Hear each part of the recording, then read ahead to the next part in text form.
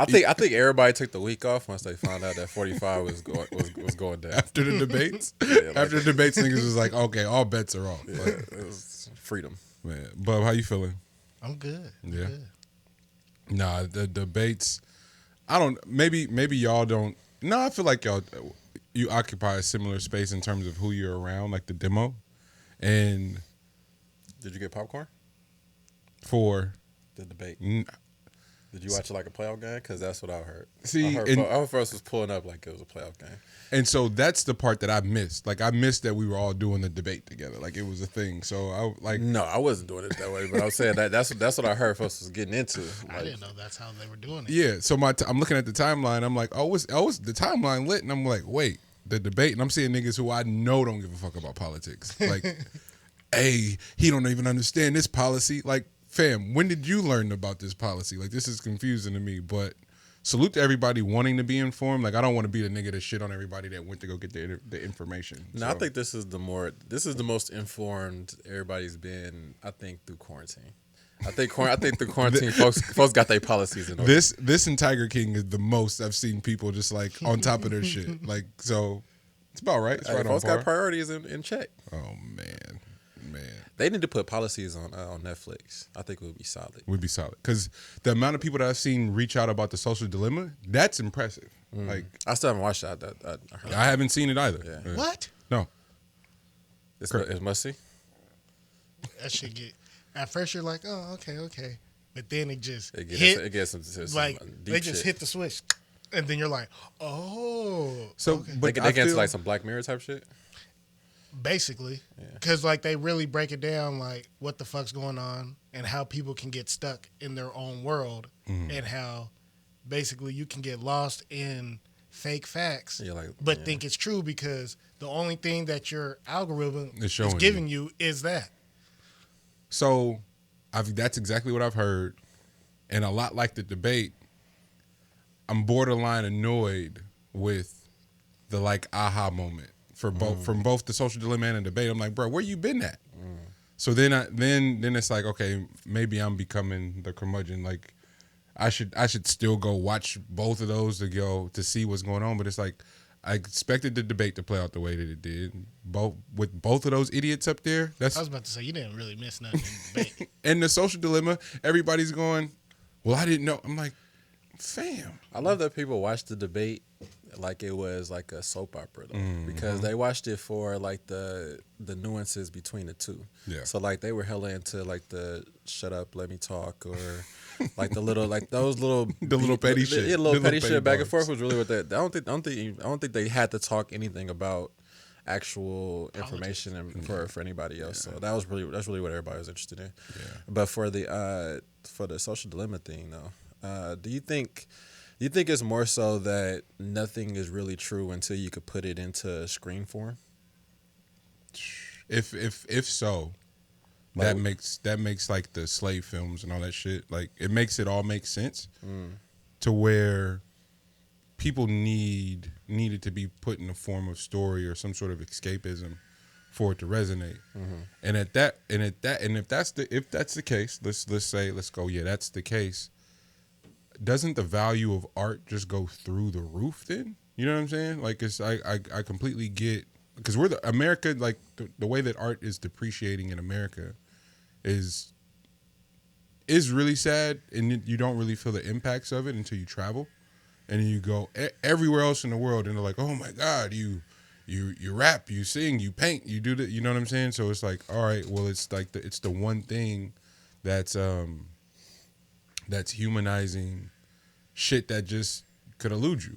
And to the point of the social dilemma, like the way your algorithm is shaped based off the shit that you engage with, that you search, that you talk about, like it's the same thing. Like you can curate a world in which you don't have a fucking idea what's going on, like next door, because this is not your subculture of people to like interact with. You know, so. And then the other thing that I liked about the documentary was just all the programmers that were talking, like, you know, all the ones that walked away from Twitter or Google or whatever. They were like, the dude that invented the like button, He was like, I just thought it would be cool to have a like button. He said, I didn't know. So innocent. So yeah, and he was like, I didn't know it was gonna make people be addicted to likes. And he was like, when I brought it up, they were kind of like, nah, it's cool. Yeah. Just run it. Yeah. See what happens. Yeah. And then here we are. Shit, man. If for nothing, that's what I'll watch it for, is the perspective of the people who created this shit. And because from what I've heard, because I still haven't seen it, is how they speak about their experiences. And because you got to think, like, social media, what we're talking about, like 10 years now, maybe 15. Like, But one dude was addicted to email. Wow. So, because he was like one of the first people on Google, and he was talking about how all day, all night, he'd be checking his email. And I'm like, checking your email, that's sick. But at the same time, he'd been there since the beginning. Yeah. So he was like, I was noticing I was waking up in the middle of the night and just going to my email to check it on my computer. Yeah. And I was like, damn. Yeah, I think that was like that's for sure how it was when you had what was the BlackBerry chat one? Oh, BBM? BBM. Yeah. BBM had that initially, and then you went into like the Sidekick alerts. And I think when Sidekick had to like the button start light up and stuff like that, all those things was just like whatever that's triggering. Yeah, it was a learning process. So I think that they eventually got to just having it be on autopilot, but these were all just like testers to see like how the public will react to it. And it's all condensed just in one all thing. into one thing, bro. Boy, I did not think about that. That's crazy. They've been molding this for a long time, and they finally got it just on autopilot now. So now everything is you just insert it into the database. And then the one programmer was talking about like, no, you get alerts when this person goes live or this person hasn't posted nothing in a while. It's not about letting you know about the alert. They're trying to just pull you back into the phone. Wow. And he was like, it has nothing to do with that person. It just has to do with you haven't looked at your phone in a while. We're trying to collect as much data as possible on you. So we need to try to drag you back in. Yeah. And as soon as we can get you to open up whatever app or even open up your phone, we just got to try to get you to stay in there for at least 8 minutes. Well, back to the debate. Like, let me be delicate. Did they have any bottles facing the camera? Ooh, that would have been dope. Did they? It was no Bel Air or... I know it wasn't Bel Air, but they would have had some like Paul Masson. It's something, yeah. Some brandy. But that's my point, G. It's like even then we were being sold something. Something was being marketed or advertised during like then, right? And so whenever we speak of like social injustice and civil rights and everything, like it pains me the people who sometimes the people that are leading those conversations like not talking about like money. Like it's like what if can't really have can't really have a productive discussion without revenue, like talking about revenue and how that's going to be generated and how it's going to be dispersed and how it impacts education, our education system, and our ability to finesse policy within like the prison system and like law enforcement and everything. So it's like, I just thought about it though.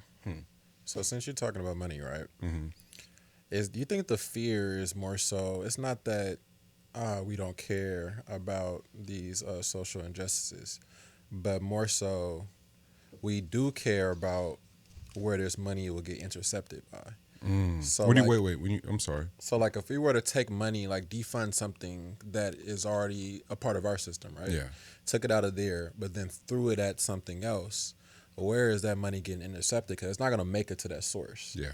So it's going to get intercepted by somebody. So that means they're giving away free money to unknown entity.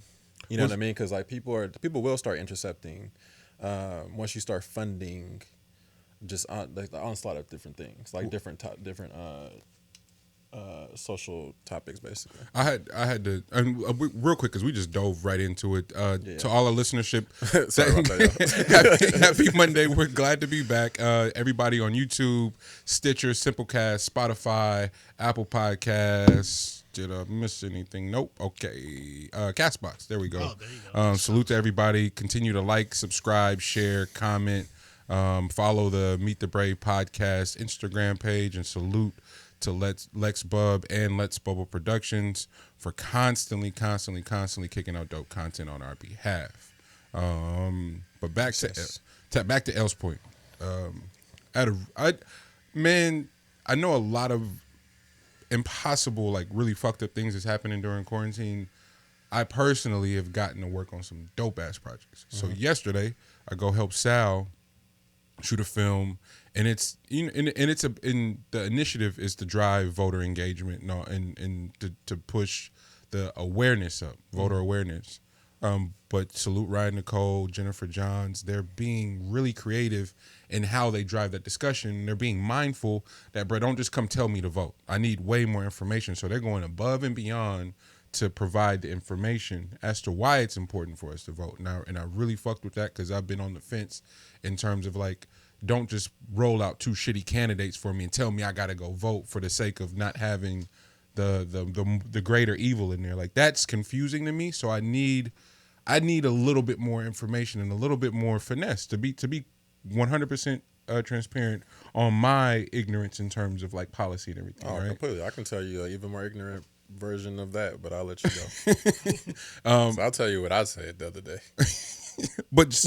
So that's why I want to be clear about that. It's two women, mind you, and they're hella talented. But they're going like, nah, so we understand your stance, Money, and we empathize with it. So this is what we're going to do to meet you where you at, as opposed to talking over your head or talking down to you, for one, because then I'm checked out completely. And so yesterday they interviewed an excellent man. His father was one of the first black developers in Oakland. He then became a developer, and as a world-renowned musician. Beautiful home in the Oakland Hills, but more importantly was the information and how he was able to convey that. And so he's solely speaking from a developmental aspect. And so he proceeds to tell this story about the Acorn Apartments, and why they were built. And so I just assumed that niggas built some projects. And he's like, no, that's not how that went.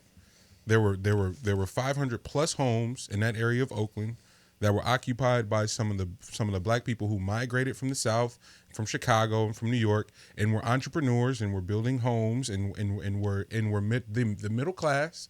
They then pushed them out to the Richmonds, and it was the equivalent of present day where people are being moved out to Antioch and all that shit right now. But we're talking about the 50s.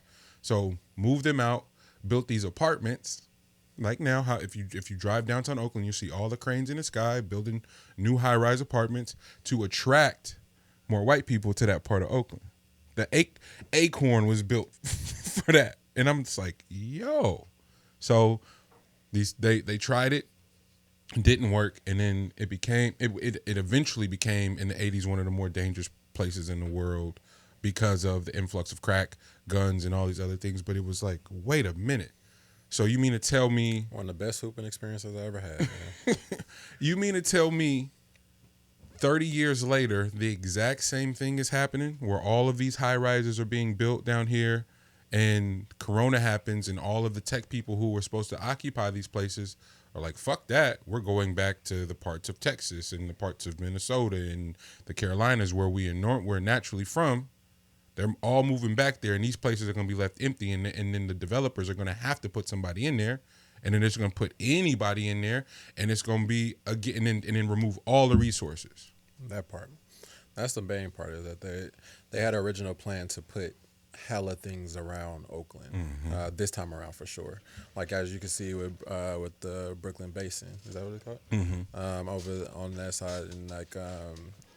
I guess you'll have the West, you'll have the Lake Merritt, you have all these locations, the North, whatever. You have these spots like Claremont, you'll say, or Temescal, whatever. But you have these different name boroughs that they wanted to create for this area in order to attract, like you were saying, those masses of people for like the tech industry. With I said this before, but with Square being the first tech company that actually want the station is like have an actual office located in Oakland.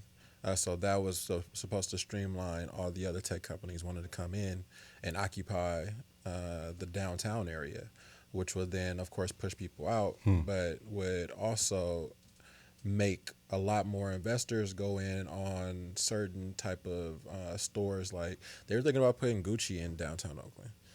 That shit would be nuts to even see, but that lets you know like the type of wealth game that plan, the game plan that was inserted in that, and what they had in mind, and then like you said, COVID knocked that shit, that timeline all the way off. It's the type of wealth they were forecasting to occupy this space.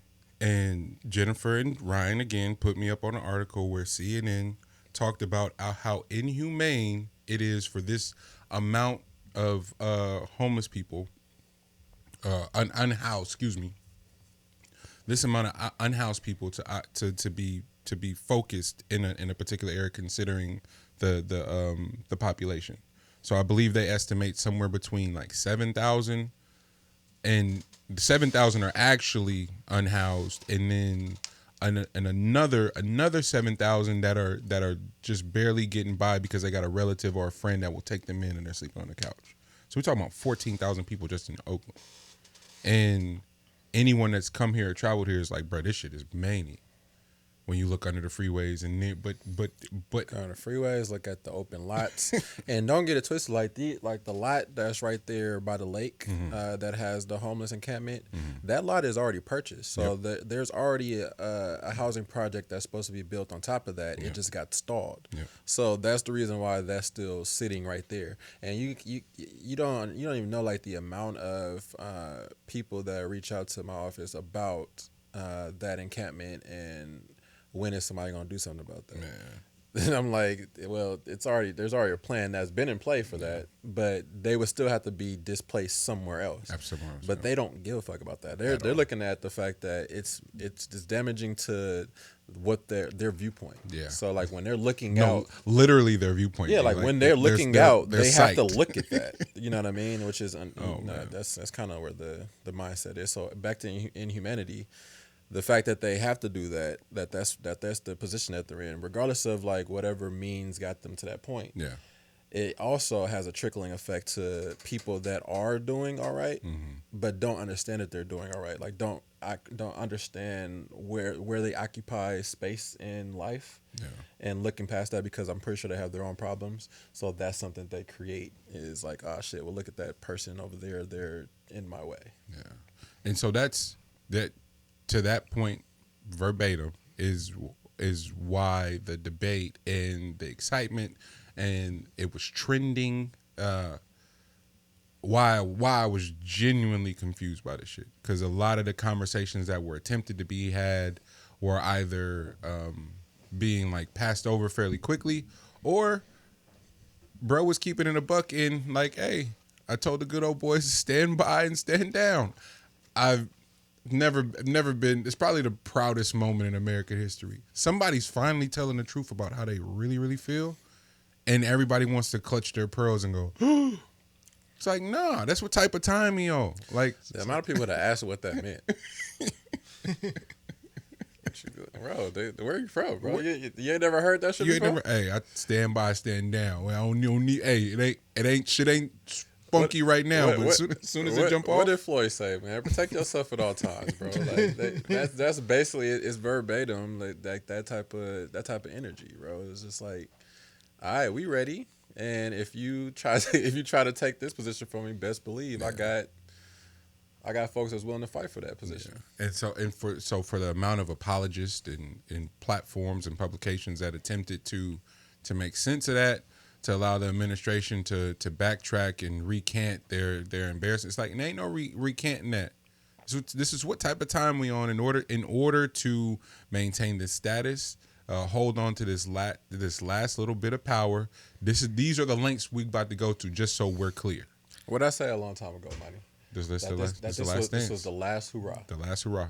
You've been saying that. And are they saying that from the rip? And are they not treating that like that now? Like the shit is hitting the fan finally. Yeah. And looking at that debate, looking at them old ass dudes talk about some shit that they have no idea about what their plan is going to be to do this stuff, but trying to now appeal to the masses, which is going to be progressively getting younger. Yep.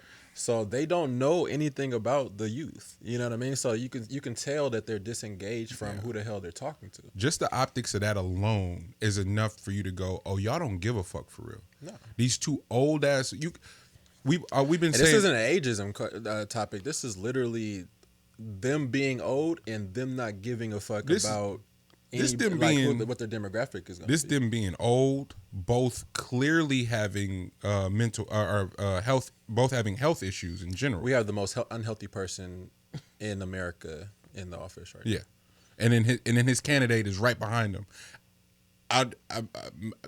Hopefully you guys are blessed enough to have to witness somebody sharp develop dementia. It's the saddest shit ever. So I know what it looks like. Looks like Joe Biden, bro. Like that's not even to be fun. It's like I just know what it looks like. And so for y'all to keep rolling bro up there like he not sick is so heartbreaking.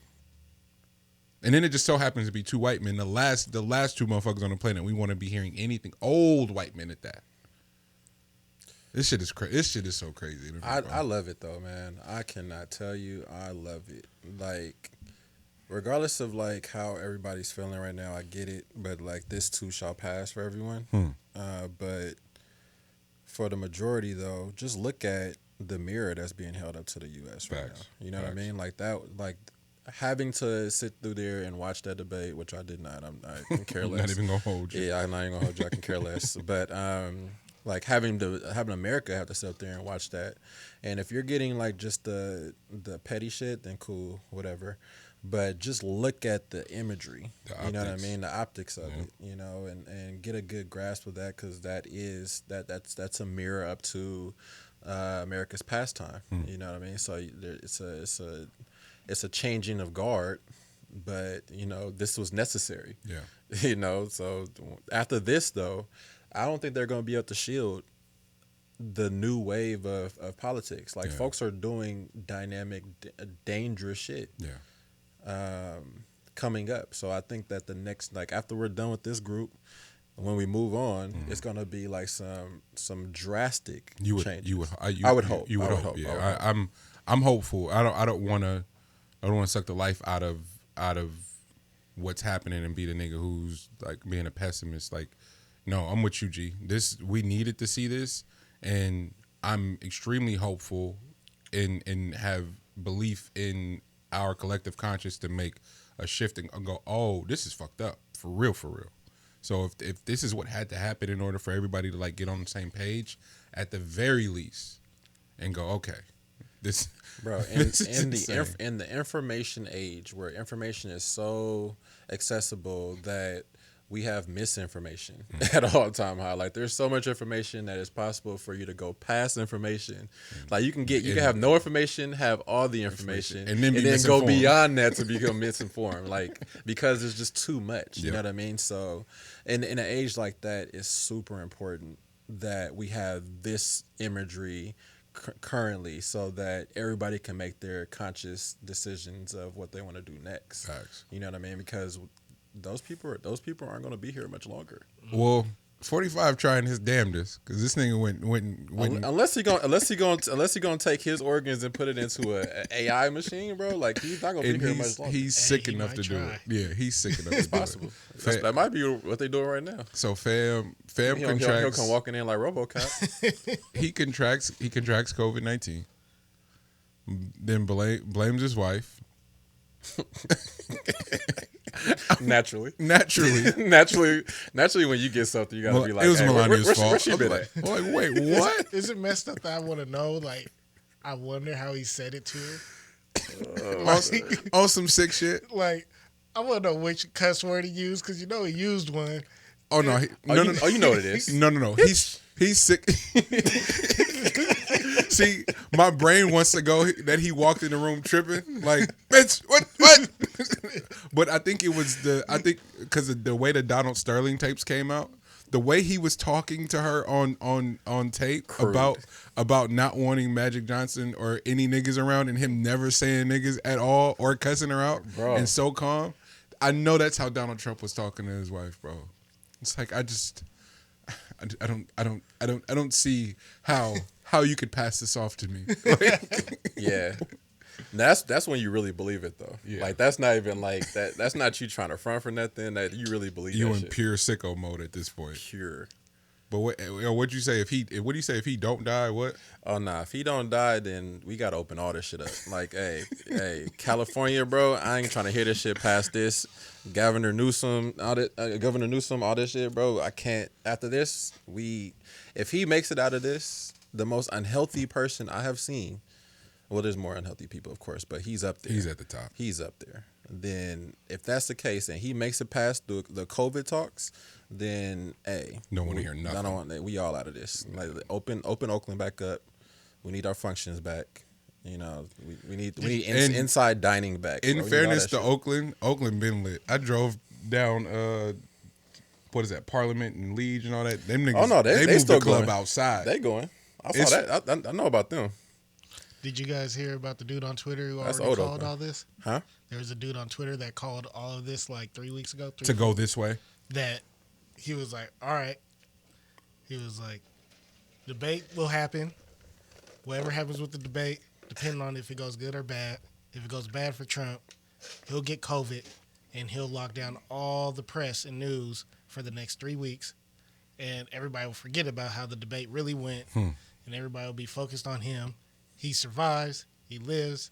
Next thing you know, he talks about how he's so strong he can make America strong, and that's going to be his ploy for the rest until November 3rd. Like, the dude just called it all out, broke it down. I was Marketing.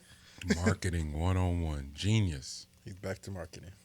When all else fails, market. Like, hey, that's what you got to do. Lex, what you call it? The mayonnaise debate? Yeah. That's, The mayonnaise debate is crazy. It wasn't even spicy, huh? no, it was just no bland, spice. It was just bland. But, damn. As soon as you got two people out there arguing about who's more urban, Oh shit. like everybody talking about everything else, But nobody, that- like, bruh, they was up there and Trump's like, you ain't even popping in the urban. What? I'm more urban than you. Like, people don't even think about. It was crazy. See, and that's why. That's Using how the I word know. urban is nuts, bro. That's how I know you a sicko for real. Because that's how I watch TV too. I'm just looking for the Skip Bayless set on Undisputed Monday or Wednesday, and literally when was game one? Game one was Tuesday. It's Tuesday, so it was Monday morning. Skip Bayless said on Undisputed and said, yeah, because Pat Riley was LeBron's overseer. And no one said anything. Like, I'm like, wait, what? Like, and Fox just let that roll. Shannon Sharp just let it roll. Now, I had to tweet about it because I was like, that just happened on real TV and no one said a word. It's like all these, like, racist innuendos, and it's like, bro, that shit is crazy. Yeah. And the word, and I can't tell you how many times I sat in corporate meetings and it's like, yeah, we're just trying to appeal to an urban demo. Don't say I gotta walk out on the strength of just like you really don't get it. You're using the term urban, and all these companies that have urban departments, that shit's weird, bro. No, you'd be surprised how many industries are appealing to urban. Yeah. Because like the housing industry is appealing to urban. Like they depending on where they're located, they would like a urban. They're trying to figure out how to market to the urban demographic. It's like we're just trying to figure out, like how do we make this more urban? You know what I mean? Because what do like we do with this decor? I was thinking of getting some big speakers and a record player. What do you guys think? Make it a little, and that's how the pictures be going though. Like it's literally like some little shit urban that, chic, urban rustics, bruh. What are you saying right now? like, bro, where'd you even get this information from? What Pinterest. have you been watching? I wonder if there's a Pinterest, It might be a Pinterest. category that's urban chic. It's How much y'all want to bet? possible. How much y'all want to bet? Hell Shout yeah, out Pinterest got shout out Pinterest, They man. got everything, man. I'm pretty sure they got urban chic. See, we not helping the cause, by the way. We're not. And there is We somebody we from tend to do Pinterest. that, though. Ooh, urban chic. Urban chic might go. Got to do that right Hey, now. cut the check, man. Damn. We want. I mean, Edit. I didn't have. I mean, outside of that, I didn't have much in regards to the debate. Did we miss anything? Like Fam's sick now. He's doing his he did his first sort of speech from the hospital, and like, I'll come back stronger than ever type shit. What he's supposed to say, and I don't know. Bro, I wanted to record it so bad, but I forgot. But them Trump I approve the messages. Campaign has been the most nutso shit. Like I was hearing my TV from the other room, and I had to come in. Like, wait, What is this? Wait a second.